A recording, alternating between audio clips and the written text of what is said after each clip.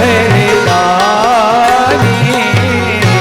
आरती हरहूँ दीन जन जानी आरती हरहूँ दीन जन जानी आरती हरहूँ दीन जन जानी आरती हरहूँ दीन जन जानी।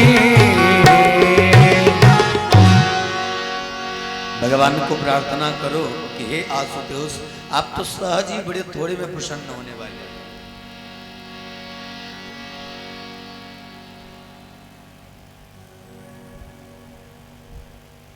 चुटकी भर रात में कुबेर का खजाना लेकर बैठा महादेव बस थोड़े में प्रसन्न हो जाता है। बस केवल एक लोटा जल, शास्त्र कहता है कि नमस्कार प्रियो भानु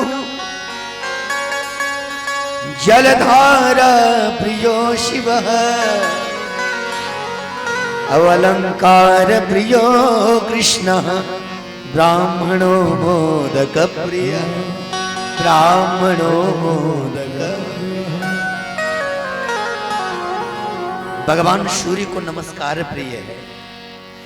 आप उन्हें जल न चढ़ा पाओ वैसे तो चढ़ाना चाहिए, और यदि चढ़ा न पाओ ऐसी सुविधा आपके पास नहीं है कि चढ़ा सको तो आप उनको प्रणाम करो। पता है प्राचीन काल में राजा लोग इतने बलवान क्यों होते थे? क्योंकि वो 108 सूर्य नमस्कार करते थे। उनकी ग्रंथियां खुल जाती थी, उनका शरीर तंदुरुस्त हो जाता था, उनका मन बुद्धि मस्तिष्क बुद्धि एकदम तीक्ष्ण हो जाती थी, क्योंकि सूर्य नारायण बुद्धि के स्वामी है।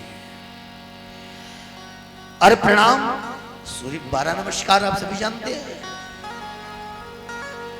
12 नमस्कार करते हैं तो सूर्य को एक प्रणाम होता है। इसी तरह भगवान सूर्य को 108 बार जो नमस्कार करता है, शास्त्र इस बात का प्रमाण है कि ज्यादा नहीं, एक वर्ष में वो एक हाथी की जितना बल प्राप्त कर लेता है। तभी तो राजाओं में 10-10 हजार हाथियों का बल होता था। जलधारा प्रियो शिव, भगवान शिव को जलधारा प्रिय है। कुछ न आता हो तो ओम नमः शिवाय, ओम नमः शिवाय इसी मंत्र का जप करते हुए भगवान को जल अर्पण कर।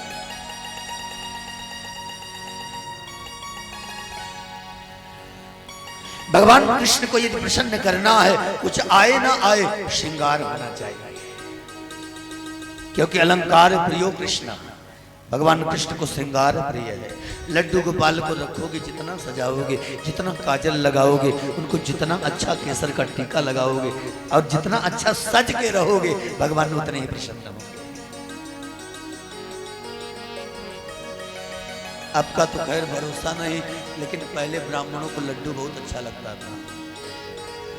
अब तो ब्राह्मणों को कुरकुरे अच्छे लगते हैं, चाउमीन अच्छी लगती है। चाट की बात सुन ले तो पानी आने से नहीं रहता मुंह में। मैं सबको नहीं कह रहा, लेकिन कुछ ऐसा है।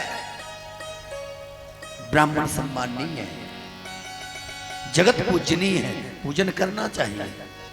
लेकिन कुछ ऐसे हैं जिन्होंने ये स्थिति अपना रखी। तो मैं ये कहूंगा कि जीवन में जब मिठास पाओगे, मिठास ग्रहण करोगे तो मिठास प्रदान करोगे, क्योंकि भोलेनाथ बनने की पावर इम्पॉसिबल हमारे आपको सभी के भीतर नहीं है। जहर पीकर अमृत देने की आदत तो भोलेनाथ की विष पिया लेकिन हरसी सुधा सम गिरा पीते विष है लेकिन अमृत देते हैं, वाणी सुधा के समान वाणी बोलते हैं।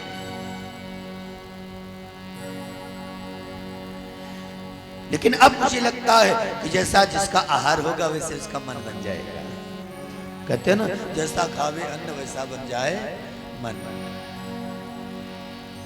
तो लड्डू खाओगे तो फिर मीठा मिलेगा, तो मिठास अंदर बनी रहेगी। लेकिन ज्यादा मिठास नहीं होनी चाहिए कि चींटे लग जाएं और पता लगा एक एक बाल मिलने, तो ऐसी मिठाई खाने से फायदा क्या है।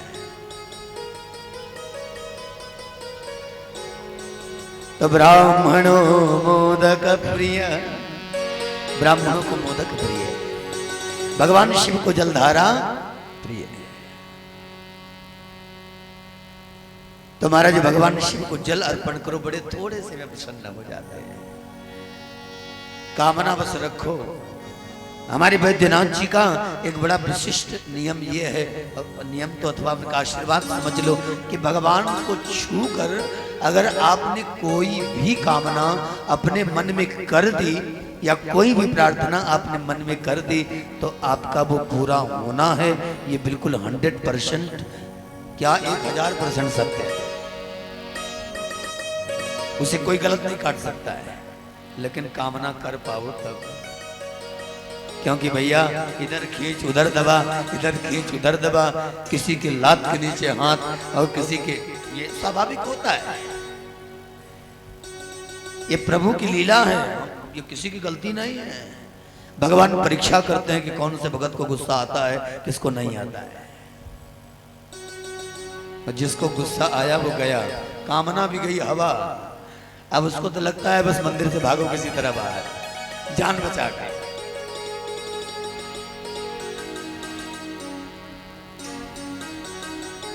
भगवान शिव ने आशीर्वाद दिया रावण को कि यदि कोई स्पर्श करके कोई भी कामना करेगा तो उसकी समस्त मनोकामनाएं पूरी होंगी। भगवान वैद्यनाथ हैं किसके कारण? रावण के कारण। ऐसे रावण को कोटि कोटि प्रणाम है जिसने हमारे भारतवर्ष को भगवान वैद्यनाथ दिया।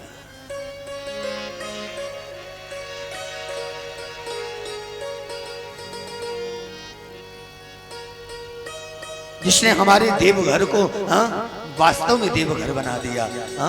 भगवती भी और महादेव भी।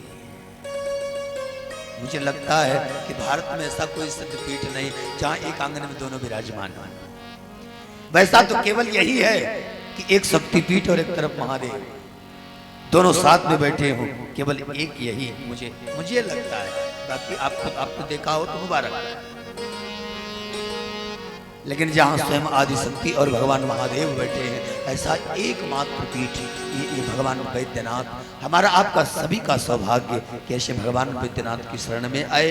तो आइए हाथ उठाकर बड़े प्रेम से जय जयकार करें। बोलिए वैद्यनाथ भगवान की जय।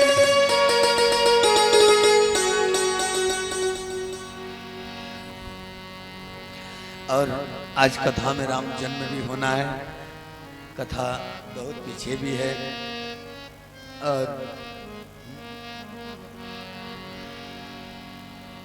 कई भक्तों को मंदिर भी जाना है।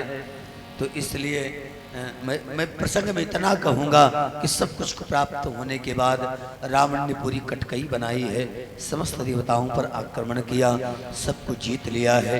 अंत में रावण इंद्रजीत को न जीत पाया, तो इंद्र को न जीत पाया तो रावण का पुत्र इंद्रजीत जाकर के युद्ध करता है इंद्र से और उसे जीत कर लाया। जो देवता आए ठीक, जो नहीं आए अत्यंत बलवान थे, उनके साथ मित्रता का भाव, मित्रता का विचार रावण ने दिया। और फिर धीरे धीरे धीरे धीरे वो शाप के वशीभूत होकर के जगत में वो सभी कार्य करने लगा, जिसकी स्थापना उसके विरोध में कार्य करने लगा, जिसके लिए परमात्मा आते हैं। जब कार्य होने लगता है तो उसकी पुनर्स्थापना करने के लिए ईश्वर आते हैं। तो वो जल्दी आए, इसीलिए उसने जानबूझकर ऐसा पंथ चुना जिसकी वजह से जल्दी अयोध्या में अवतार हो सके।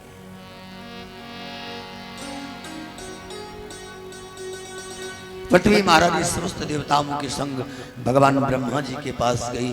शिव जी भी उस सभा में मौजूद हैं और फिर जय जय स्तुनायक जन सुखदायक प्रणत पाल भगवंता, इससे परमात्मा की सुंदर स्तुति की है।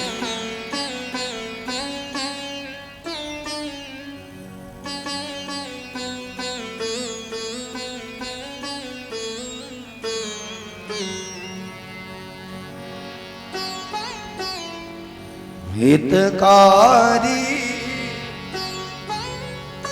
सब सुखकारी सिंधु सुता प्रिय कंता, जय जय सुरनायक जन सुखदायक प्रणत पाल भगवंता, जय जय सुरनायक जन सुरदायक प्रणत पाल भगवंता।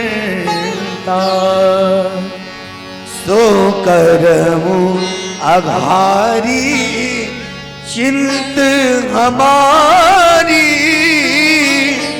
जानिय भगति न पूजा।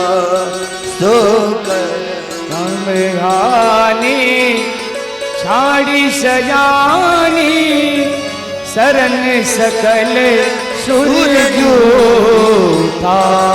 समस्त देवता शरण में, जो आज तक मत्स्यास्व क्षम सिंह वरांस अन्यान विविधेश कृतेश विविधेश कृतावतार, अनेकानेक अवतार लेकर जो बार बार आए हैं, ऐसे परमात्मा अब राम रूप में प्रकट होकर के रावण का वध करके हम सभी को राक्षसों के अत्याचार से निजात दिलाएं और पृथ्वी का भार हरण करें।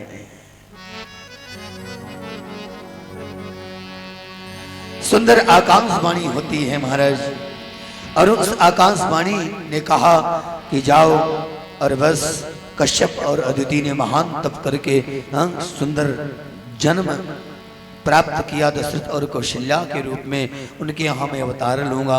मनु शत्रुपा ने तप करके मुझे मेरा दर्शन किया, मैंने उन्हें वरदान दिया है,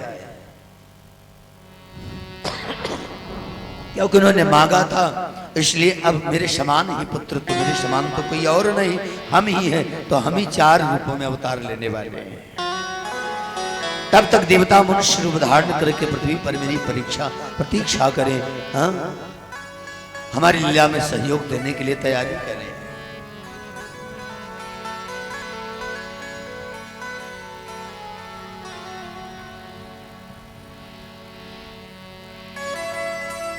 तब ब्रह्मादर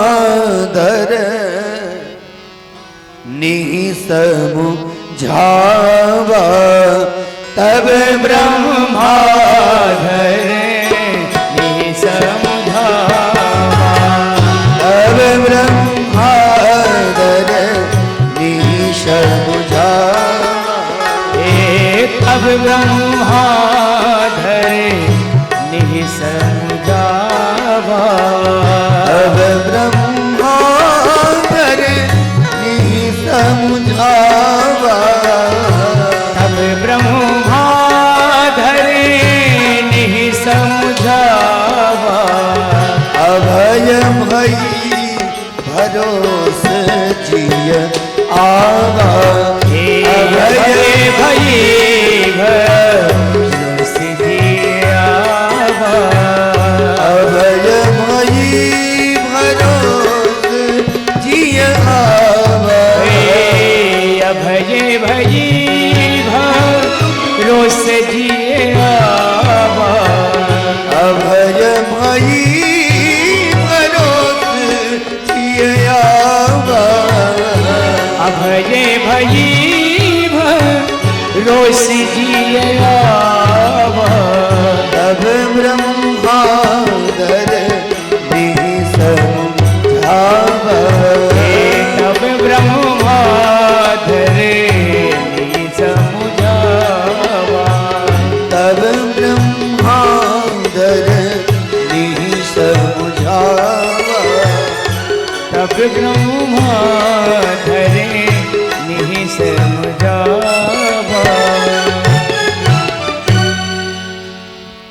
ब्रह्मा जी ने समझाया तो पृथ्वी को भरोसा आया, है कि नहीं? भरोसा दो तरह से आता है जीवन में।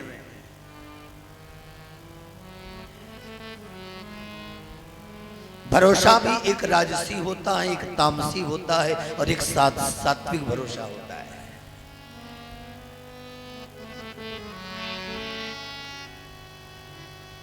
कथा भी एक सात्विक होती है, एक राजसी होती है और एक तामसी होती है। सात्विक कथा बिना किसी लोभ दिए होती है, राजसी कथा में लोभ दिया जाता है और तामसी कथा में डराया जाता है, अगर ऐसा आपने नहीं किया तो ऐसा हो जाने वाला है। मेरी समझ से, बाकी मैं उन ऋषियों और उन सबको समझदार लोगों को प्रणाम करूं जिनको लगता है ऐसा नहीं है।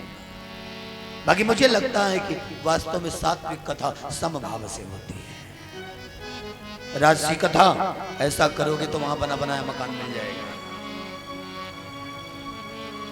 तामसी कथा अगर तुमने ऐसा नहीं किया तो यमराज दूध पकड़कर गला दबा देंगे और घसीटते हुए ले जाएंगे। तो मुझे लगता है कि ये समस्त 3 प्रकार के विचारों से सारे शास्त्र बिल्कुल बने हुए। शास्त्र निहित विचार है।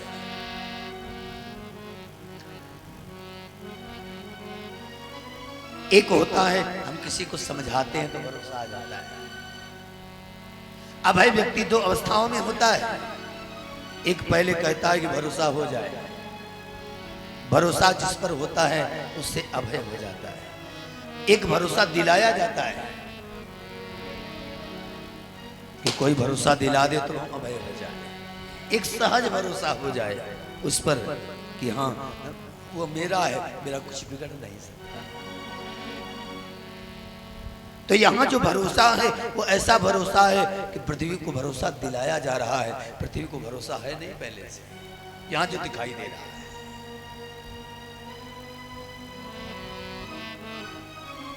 अभय भई भरोस जिए आवा। अभय प्रदान की ब्रह्मा जी ने उसे समझा बुझा करके और तब उसके दिल में भरोसा आया। संसार कहता है कि ना मुझे पहले अभय बनाओ तब हम भरोसा करेंगे, और एक है हमें भरोसा है कि हम अभय हैं, मेरा कुछ अहित नहीं होगा। वास्तव में ऐसा भरोसा श्रेष्ठ है जो बिल्कुल पहले से अभय बना रखा है व्यक्ति को।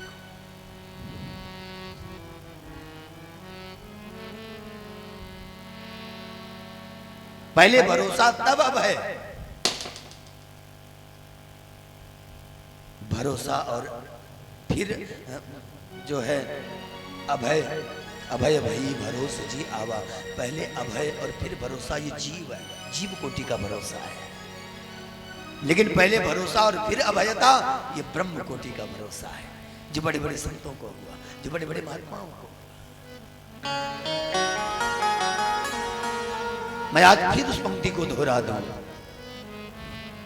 कि भरोसो दृढ़ चरण के,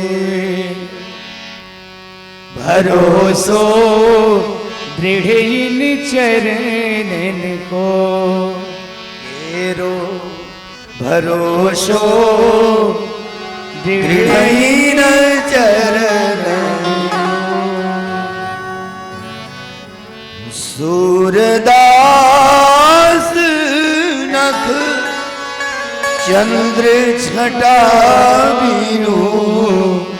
सूरदास चंद्र छटा बिनो। सब जग माही अंधेरो, सब जग माही अधेरो। भरोसो दृढ़ चरण के, भरोसो दृढ़ चरण तेरो। अभय, पहले अभय आए और फिर भरोसा आए तो हो सकता है वो भरोसा टूट सकता है, लेकिन पहले भरोसा और फिर अभय आए तो न तो भरोसा टूटेगा और न तुम्हें कोई तुम्हारा कोई बाल बांका कर सकता है। ये बड़े बड़े महात्माओं का सूत्र। समझाया ब्रह्मा जी ने कि जाइए निश्चिंत रहिए, प्रभु का अवतार होने वाला है अयोध्या में। और फिर गोस्वामी जी मानस में अयोध्या का परिचय देते हैं।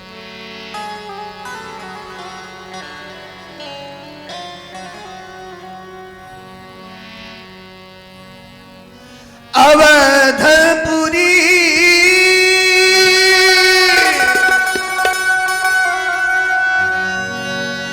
अवधपुरी रघुकुल मणि जाओ, अवधपुरी रघुकुल मणि जाओ। वेद विदित यही दशरथ नाम, वेद विदित तेहि दशरथ नामो। धर्म धुरंधर गुण निधि ज्ञानी,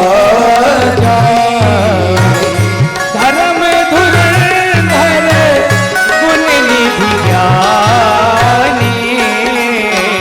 हृदय भगति मति सारंग पानी, हृदय भगति मति सारंग पानी।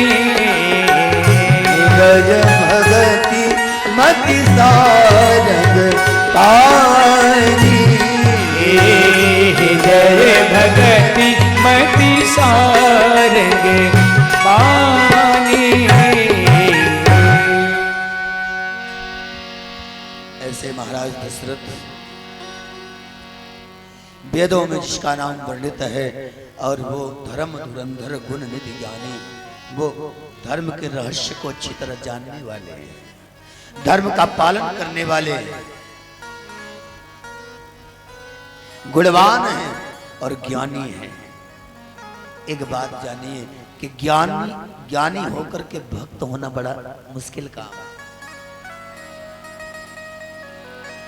लेकिन भगवान श्री कृष्ण गीता में कहते हैं कि वही ज्ञानी वास्तव में ज्ञानी है जिस ज्ञानी के जीवन में भक्ति निवास करती है। परम तत्व का ज्ञान हो गया है, लेकिन फिर भी उसने प्रारंभिक साधना नहीं छोड़ी, प्रारंभिक मूर्ति उपासना नहीं छोड़ी, प्रारंभिक नियमों का त्याग नहीं किया। वही वास्तव में ज्ञानी है, क्योंकि स्वयं वो ज्ञान में जी रहा है और दूसरों को वहां तक पहुंचने का अपनी क्रिया के माध्यम से, अपने कर्म के माध्यम से संदेश भी दे रहा है।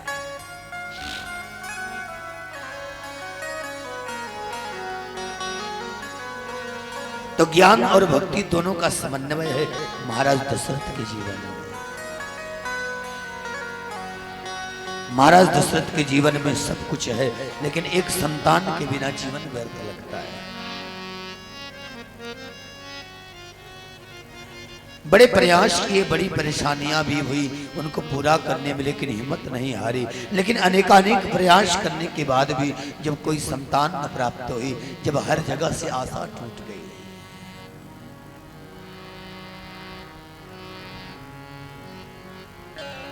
तो राजा दशरथ के जीवन में एक सच्चा सूत्र उत्पन्न होता है। वो क्या? जो वास्तव में वाजिब सूत्र है कि अपने जीवन में यदि दुख आए ना, तो दुनिया में किसी को बताना नहीं है।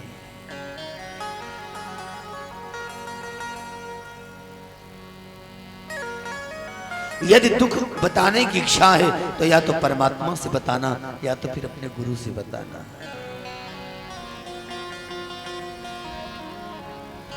क्योंकि जग में कोई ना मिला जासो कहूं निसंग, और जासो मैं दिल की कहूं सोई मारे डंग। जिससे मन की बात करोगे सामने तो बड़ा भाव दिखाएगा कि लगेगा कि आपके दुख में बड़ा दुखी है वो। लेकिन महाराज मैं बार बार कहता हूं कि आपके समक्ष से हटने के बाद फिर वो आपकी ऐसी बुराई शुरू करेगा कि सुन करके आपके कान फट जाएंगे। आखिर में जब ऐसे कर्म है तो रोगे नहीं तो और क्या करोगे, ऐसे बोलोगे लोग, बोलोगे लोगों से। इसके ऐसे कर्म है तो रोने दो, रोएगे नहीं तो और क्या करेगा। हंसी उड़ाता है समाज। इसलिए जीवन में यदि दुख किसी को सुनाना है तो किसको सुनाया है, ये महाराज दशरथ ने बताया।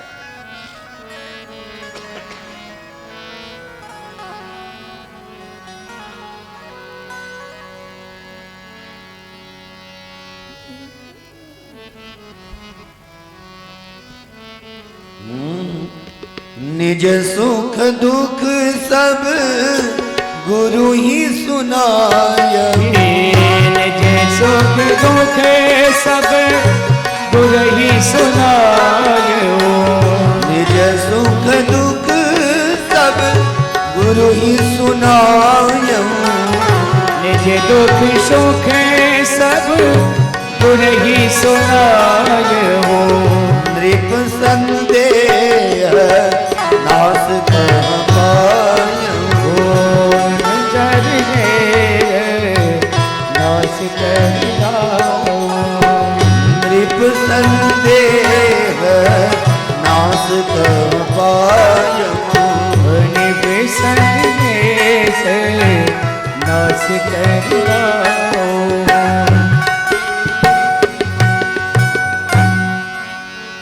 राजा दशरथ ने अपना दुख को अपने गुरुदेव को सुनाया कि महाराज आप जैसा कल्प वृक्ष रूप सदगुरु हो हमारे पास, उसकी छत्र छाया हो।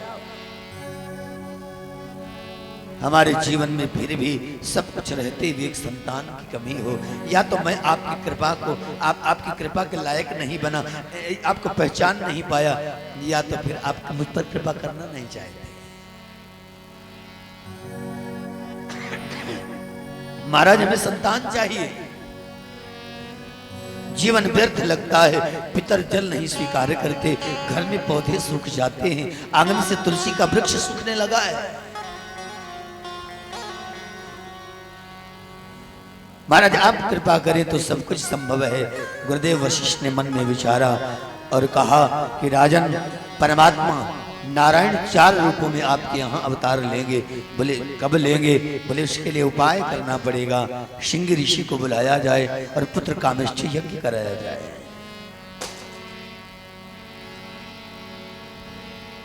सिंह ऋषि को बुलाया गया और महाराज पुत्र कामेष्ठी यज्ञ शुरू हुआ है और यज्ञ में आहुति दे रहे हैं। आहुति आप भी देते होंगे।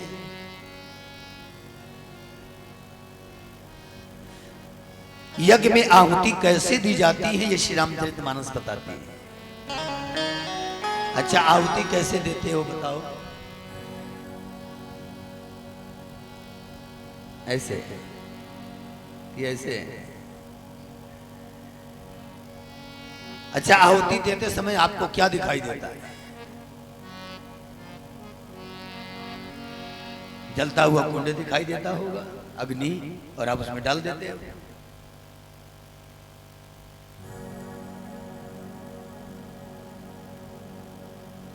लेकिन आपको जलती हुई अग्नि नहीं दिखाई देनी चाहिए। सामग्री अर्पण करते समय क्या दिखाई देना चाहिए?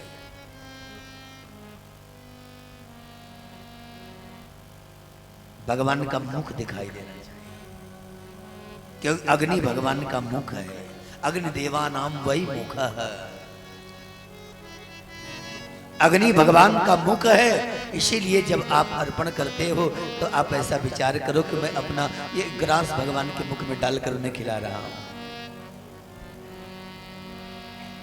ऐसे डाल दोगे तो कोई मतलब नहीं है। वातावरण शुद्ध हो सकता है, सारी बात सब सही है, लेकिन आहुति ऐसे डालने से काम नहीं चलेगा। तब कैसे डालना है? भगति सहित मुनि आहुति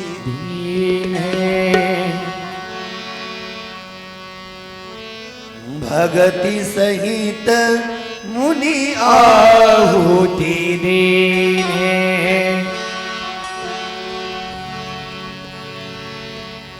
भगति सहित मुनि आहुति दीने।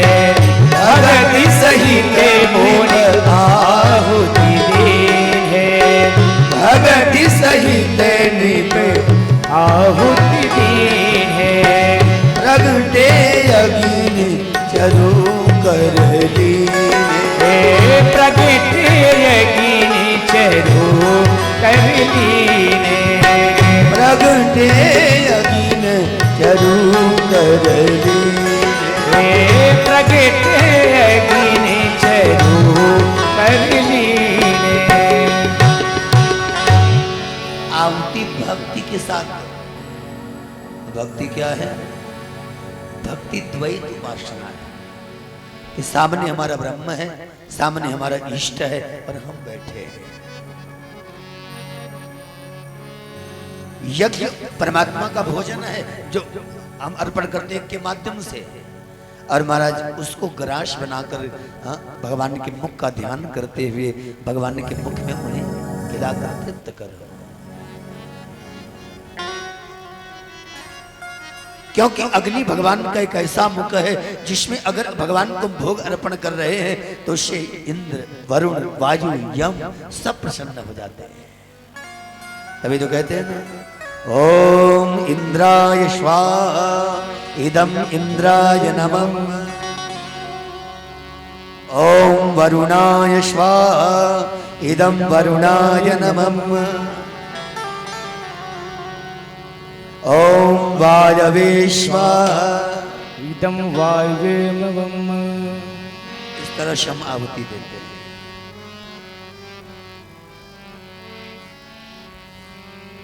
तो भगति सहित मुनि मुनि आहुति दीन है, प्रगटे अग्नि चरु कर लीन है, भगति सहित मुनि आहुति दीन, प्रगटे अग्नि चरु कर लीन। चरु लेके प्रकट हो गए। गुरुदेव वशिष्ठ को दिया, कहा लो महाराज मिठाइयों के बंटवा दो। राजा को दिया, आधा भाग कौशल्या को, आधे में 2 भाग हुए, उसमें से 1 भाग कैकेयी को, फिर जो बचा था उसमें 2 भाग हुए, एक कौशल्या एक कैकेयी को दिया। कहा सुमित्रा को दे दो। सुमित्रा को दे दिया, इसीलिए सुमित्रा ने 2 भाग खाया, इसलिए उनके 2 बाल।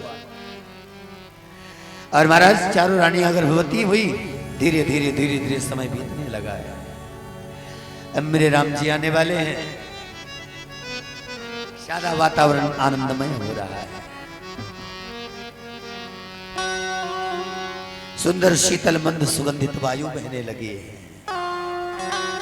ऋषियों के मन में अभूतपूर्व उत्साह, अनेकानेक यज्ञों की जो अग्नि थी जो बुझ चुकी थी दैत्यों के अत्याचार से, वो अपने आप सहज धीरे धीरे जलने को हो रही है। धीरे धीरे चैत्र मास का नवरात्रा आया। पहला गया, दूसरा गया, तीसरा गया। आज नवरात्र के 8 दिन बीत गए और आज 9वां दिन है। 9वीं का प्रातः काल है। और महाराज गोस्वामी जी लिखते हैं,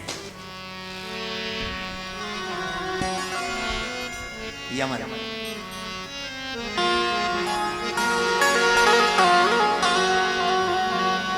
जहि दिन राम जन्म श्रुति गावई, यही राम सनम श्रुति गावई, तीरथ सकल नहा चली आवई, तीरथ सकल कहाँ चली आवई।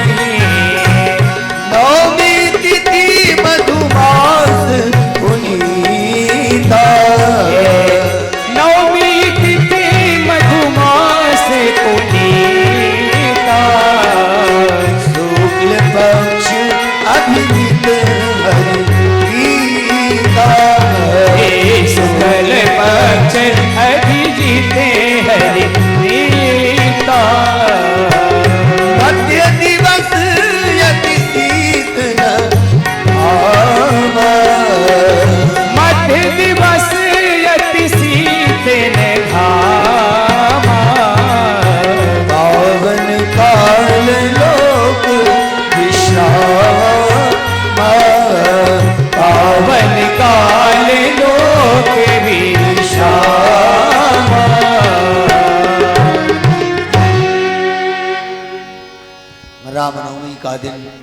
अनेकानेक गुफाओं में बैठे हुए ऋषि मुनि महात्मा ध्यान टूटा, आज हमें अयोध्या चलना चाहिए।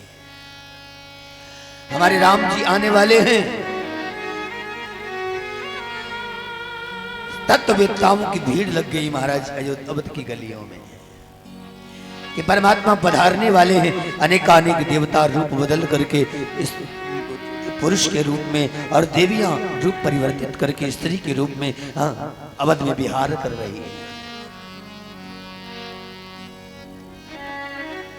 सरयू का कलकलनाद मानो पुकार रहा हो कि हे राम अब देर मत करो, जल्दी पधारो। धीरे धीरे समय दोपहर का हो रहा है। भगवान का अवतार उससे पहले सारी सृष्टि उनके स्वागत में लगी है।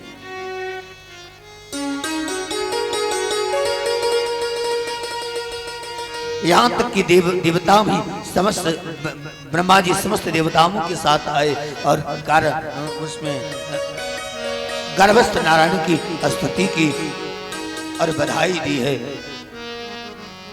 कि हे कौशल्या तुम्हें बधाई हो, हे दशरथ तुम्हें बधाई हो, तुम जगत के माता पिता बनने वाले हो।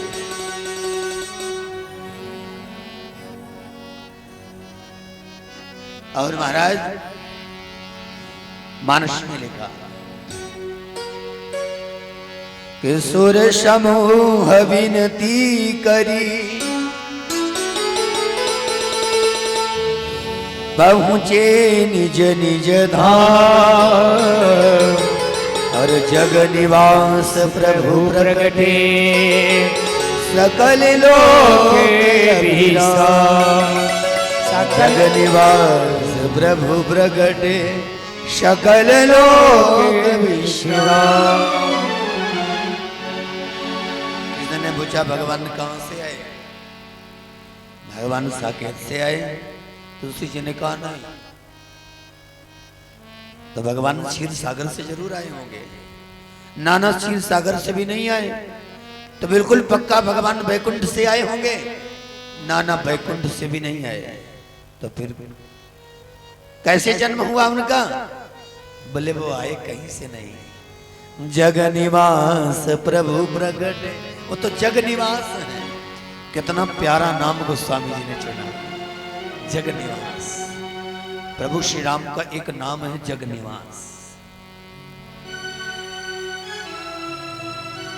अथवा तो ज्योति और कोई भेद नहीं। जग निवास प्रभु प्रगट, सकल लोक विश्राम।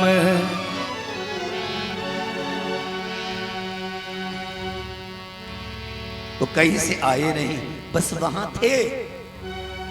और समय हुआ, भगवान जन्मे नहीं, उनका जन्म नहीं हुआ।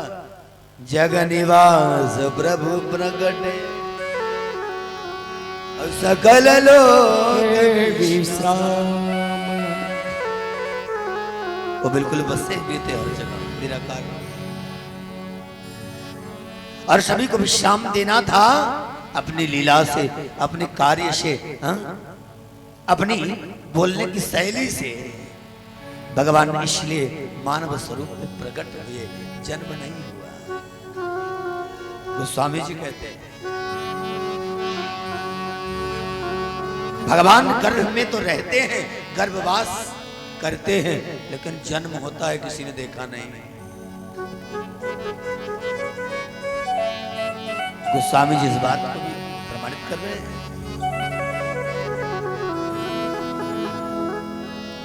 और कहते हैं भय प्रगट कृपाला दीन दयाला, कौसल्या हितकारी। भय प्रगट कृपाला दीन दयाला, कौशल्या हितकारी। हर्षित महतारी मुनि मनहारी, अद्भुत रूप विचारी। हर्षित महतारे मुनि मनहारी, भूत रूप विचारी लोचन अभिरामा तनु घन श्यामा निज आयुध भुज चारी लोचन अभिरामा तन घन श्यामा निज आयुध भुज चारी भूषण वनमाला नयन विशाला शोभा सिंधु खरारी भूषण वनमाला नैन विशाला शोभा सिंधु करारी कह दुई कर जोरी स्तुति तोरी यही विधि कर अनंता कह दोई कर जोरी स्तुति तोरी यही विधि करऊ अनंता आजा गुण ज्ञाना कीर्त यमाना वेद पुराण भनंता माया गुण ज्ञाना तीर्थ अमाना वेद पुराण बनता वह सुख सागर सब गुण आगर यही गावई सुति संता आगे जन अनुरागी प्रगट भयम श्री करता सोमहित लागे जन अनुरागी प्रगट भयऊ श्री करता अभी माताएं अपने अपने जगह पर बैठ जाएं। अभी भगवान बाल स्वरूप में कहाँ है और बधाई पहले ही देने लगे आप लोग। हाँ?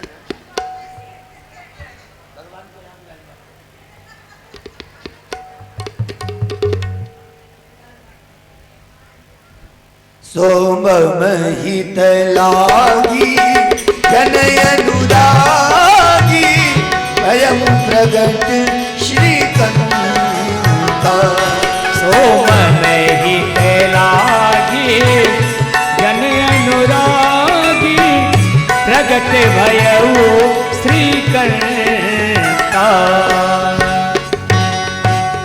अच्छा, भगवान के मनोज लजामन सुंदर स्वरूप को देख करके मैया कौशल्या एकदम आनंद विभोर हो गई। भगवान की चार भुजाएं हैं। भगवान 16 साल की युवक के रूप में प्रकट है। राम नाभि में 3 रेखाएं, मस्तक पर 3 रेखाएं और सुंदर तिलक है। अत्यंत आनंद मनभावन स्वरूप देख करके मैया कौशल्या को क्या हुआ पता है? मैया कौशल्या बाहर का सब भूल गई, अपने में मस्त हो गई। अच्छा, भगवान के दर्शन का फल क्या है आप सभी जानते हैं।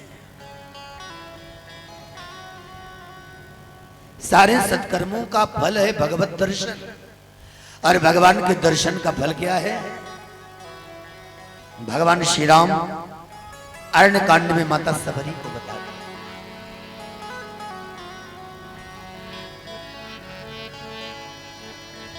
कि मम दर्शन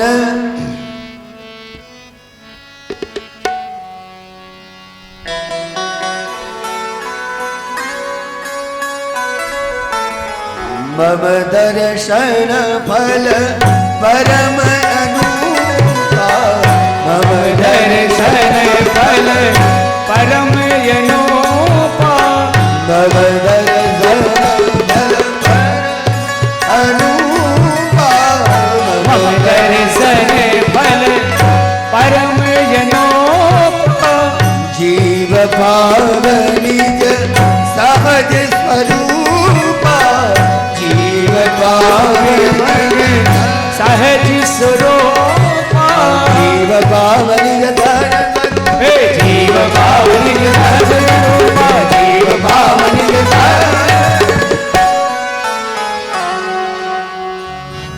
ये मेरे दर्शन का फल है। जीव अपना सहज स्वरूप प्राप्त कर लेता है। अच्छा, जीव का सहज स्वरूप क्या है? तो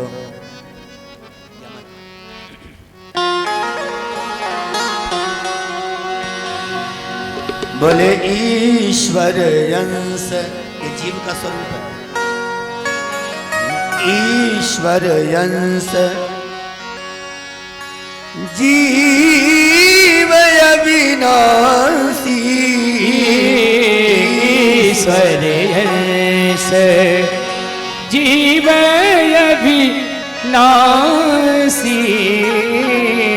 और चेतन अमल सहज सुख राशि। चेतन अमल सहज सुख राशि। ये जीव का सहज स्वरूप है। जीव चेतन है, हाँ? जीव अमल है, किसी प्रकार का दोष और कलंक जीव पर नहीं है।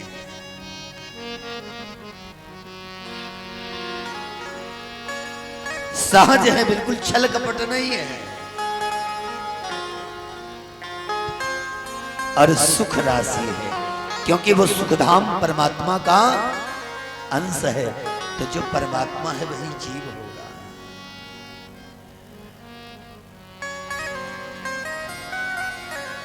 तो भगवान के दर्शन का फल है कि जीव अपना सहज स्वरूप प्राप्त कर ले, हाँ? अपने भीतर के परमात्मा में, अपने भीतर के आत्म तत्व में खो जाए।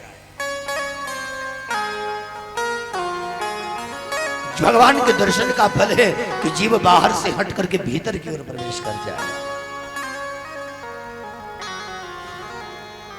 परमात्मा का दर्शन होने के बाद भी बाहर घूमते रहो तो ऐसे दर्शन से क्या लाभ है?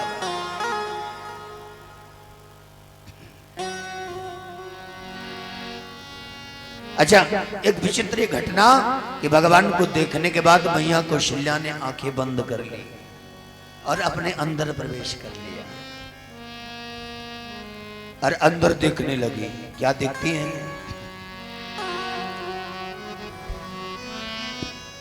ब्रह्मांड निकाया निर्मित माया, रोम रोम प्रतिवेद करे। ब्रह्मांड निकाया निर्मित माया, रोम रोम प्रतिवेद करे। अमरूरशो वासी यह उपहासी, सुनत धीर मत धीर न रहे। मोरे शोभासी यह उपहासी, सुनते धीर मत धीर न रहे। मैया देख रही अनेकानेक ब्रह्मांड में, हाँ? रोम रोम में देखा अनेकानेक ब्रह्मांड भीतर जितने ब्रह्मांड हैं उनमें वैसे ही कौशल्या मैया और वैसे ही थोड़ा सा इनको बढ़ाइए, उनमें उतनी ही कौशल्या मैया और उतने ही राम जी महाराज, उतने ही परमात्मा प्रकट है। अच्छा, भगवान ने अंदर क्यों प्रवेश कराया? भगवान ने अंदर रूप इसलिए दिखाया कि आखिर में जो सबके अंदर बसा है वही वही वही निराकार, वही ज्ञान स्वरूप मैं राम तुम्हारे सामने प्रत्यक्ष लीला के लिए प्रकट हुआ।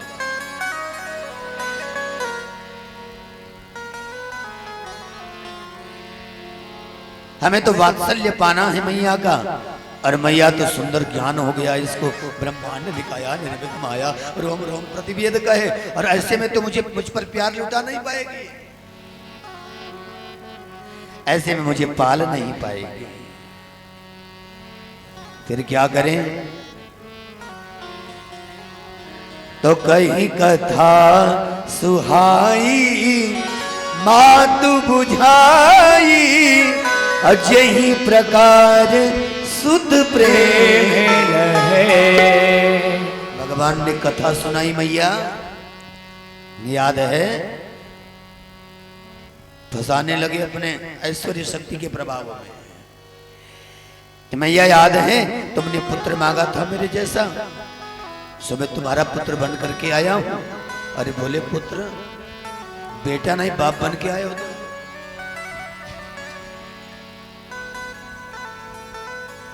आखिर में ऐसा पुत्र देखकर कौन विश्वास करेगा कि तुम मेरे गर्भ में मैंने तुम्हें जन्म दिया है।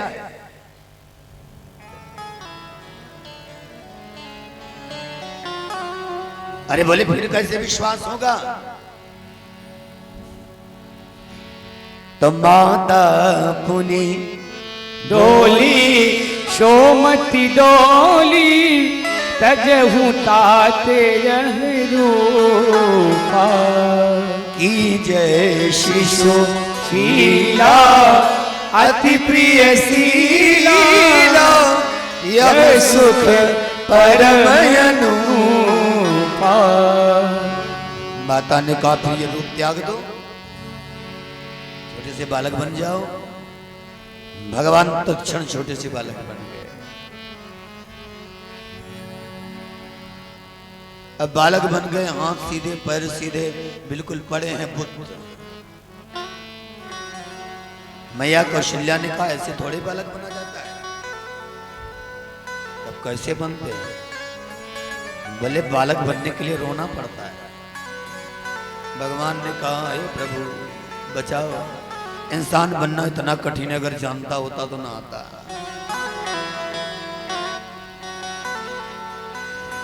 मैया कौशल्या ने कहा रोना शुरू करो। फिर सुनी बचन सुजाना रोदन ताना वही बालक सुन भूपा। सुनी बचन सुजाना रोदन ताना वही बालक सुन भूपा। यह चरित जिगावही हरि पद पावही तेन भरई भव को चरित जगावही हरिपद पावही तेन भरई भव को। यह चरित जिगावही हरि पद पावही तेन भरई भव को। यह चरित जगावही हरिपद पावही तेन भरई भव को। अच्छा भगवान बच्चे बने तो थे, भगवान ने रोना शुरू कर दिया। और महाराज जैसे ही कहां कहां की आवाज आई, दासी दौड़ी दौड़ी आई। देखा अच्छा भगवान आते जाते भी अपनी इच्छा से हैं और आते तो अपनी इच्छा से आए। निज इच्छा निर्मित तनु माया गुण गोपार, निज इच्छा से परमात्मा। और जब रोने लगे भगवान तो दासी आई, सूचना देती है महाराज दशरथ को, दे करके लौटती है। फिर दूसरा रोना, दूसरी रानी की यहाँ से आवाज आई, सूचना दिया महाराज कैकेयी को लाला भयो। फिर लौट करके आई, बस इंतजार सुमित्रा का कर ही रही है। सुमित्रा मैया का कितने में दो दो बालकों को उनके पास रोने की आवाज गई और देखा तो बालक बगल बगल साइड साइड में पड़े। और देखते ही दौड़ करके महाराज बधाई हो, अब की बार तो परमात्मा ने बहुत बड़ी कृपा कर दी है। अब की बार तो दो दो इकट्ठे दे दिए। अरे तो किसने मना किया? ले जा, डबल बधाई ले जा। ये हीरे का भी हार ले जा और मोती का भी ले जा, ले जा तो खुश रहे। अब तो महाराज दशरथ पुत्र जन्म सुनी काना,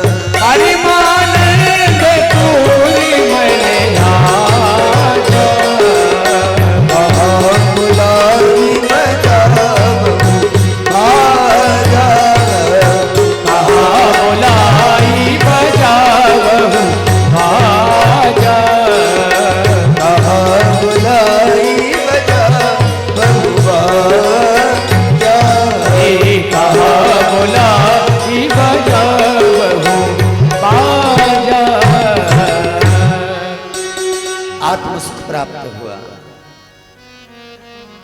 परमानंद से परिपूर्ण जो ब्रह्मा नंद तो खैर वो ज्ञान का विषय और परमानंद भक्ति का विषय है। उस बालक के सुंदर स्वरूप को विचार कर मन में आनंदित होकर के आवाज दी है, अरे बुलाओ, कहाँ है नगाड़े वाले, कहाँ है ढोलक वाले और कहाँ है शहनाई वाले, बजाओ, हाँ खूब बाजा बजाओ, क्योंकि मेरे घर एक नहीं 4-4 पुत्रों का जन्म हुआ है। दौड़े दौड़े गए महाराज, सरयू में स्नान किया, स्नान करके आए, गुरुदेव के पास गए। गुरुदेव 108 ब्राह्मणों को लेकर पधारते हैं, सुंदर शांति पाठ हो रहा है। हरि ओम ओम स्वस्ति नः इंद्रो वृद्धश्रवाः स्वस्ति नः पूषा विश्ववेदाः स्वस्ति नस्तार्क्ष्यो वरिष्ठनेमि स्वस्ति नो बृहस्पतिर्दधातु ऋगर्भमामरुतः प्रीषन्मातरः शुभं यावानो विदधेषु जग्मयः मनवः सूर्यचक्षो विश्वेनो देवा औषागमन्निः भद्रं कर्णेभिः सूर्यामदेवा भद्रं पश्येमाशभिर्यजत्राः स्थिरैरङ्गैस्तुष्टुवाहगं शशुनो निर्वसेमहि देवहितं यदायुः सदमिन्दु सरदो यन्ति देवा यथा न शक्राजरसं नाम पुत्रासो यत पितरो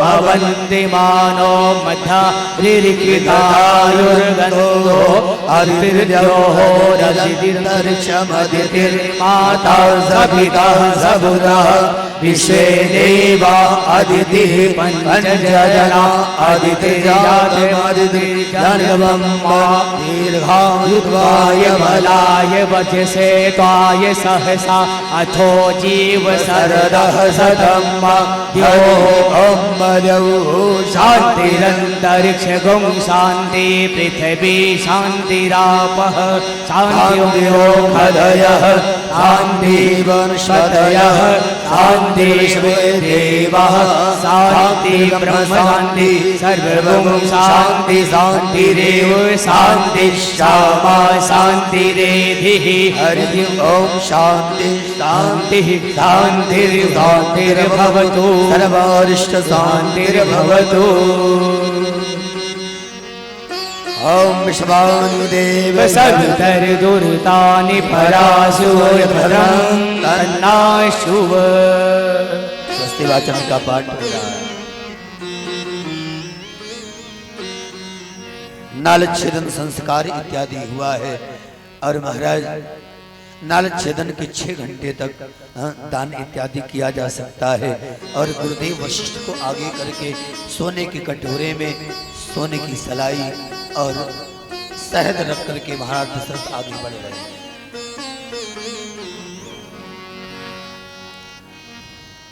जाके राम जी को और चारों अपने 3 शेष पुत्रों को मधुप्राशन संस्कार कराया है, सोने की सराई से मधु चटाया है। और फिर महाराज कौशल्या मैया और तीनों रानियां तीनों आंगन में बैठी हैं और उनकी गोद में उनके अपने बालक राम जी कौशल्या मैया की गोद में भरत जी कैकेयी मैया की और शत्रुघ्न और लक्ष्मण जी सुमित्रा मैया की गोद में है। सारे अवधवासियों को पता लगा है, सब दौड़े दौड़े आए हैं, आनंद जी के आंगन में एकत्र हैं और बड़े प्रेम से हल्दी दूध दही इत्यादि अभिषेक करके दो घास से छिड़क छिड़क कर राम जी का अभिषेक कर रहे हैं, भरत शत्रुघ्न लक्ष्मण का अभिषेक कर रहे हैं और बड़े प्रेम से महाराज को बधाई दे रहे हैं।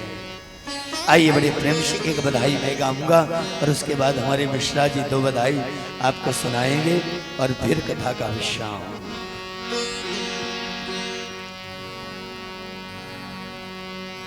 राग भैरवी।